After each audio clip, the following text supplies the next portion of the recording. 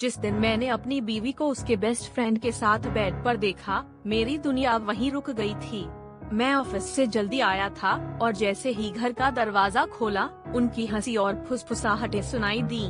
अंदर गया तो दोनों एक दूसरे में खोए हुए थे और मुझे देखकर उनके चेहरे की हवाइयाँ उड़ गईं। मैं कुछ बोल नहीं पाया, बस दीवार पकड़कर खड़ा रह गया। उनकी नजरें शर्मिंदगी और डर से मिली, लेकिन मेरी हैरानी इससे भी बड़ी थी क्योंकि मैं खुद पिछले 3 महीने से उसके बेस्ट फ्रेंड की गर्लफ्रेंड के साथ इमोशनली इन्वॉल्व था। हम दोनों ऑफिस के बाद मिलते, एक दूसरे के गिले शिकवे सुनते और धीरे धीरे दोस्ती ने एक अलग ही मोड़ ले लिया। मुझे लगता था कि मैं गलत कर रहा हूँ, लेकिन अब लगा जैसे सब कुछ बराबर हो गया। हम चारों एक ही सर्कल में थे, एक दूसरे के राजदार, लेकिन असल में किसी को किसी पर भरोसा नहीं था। उस रात घर में चीख पुकार, गुस्सा और आंसुओं की बारिश हुई।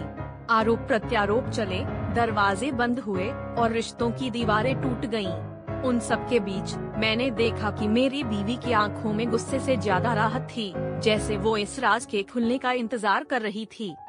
अगले दिन जब मैं अकेला बैठा तो समझ आया, ये लड़ाई सिर्फ धोखे की नहीं, बल्कि खुद से झूठ बोलने की थी।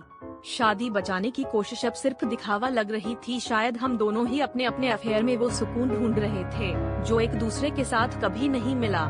सबसे बड़ा धोखा तो मैंने खुद को ही दिया था, ये सोचकर कि मैं सही हूँ, जब असल में हम दोनों ही गलत थे।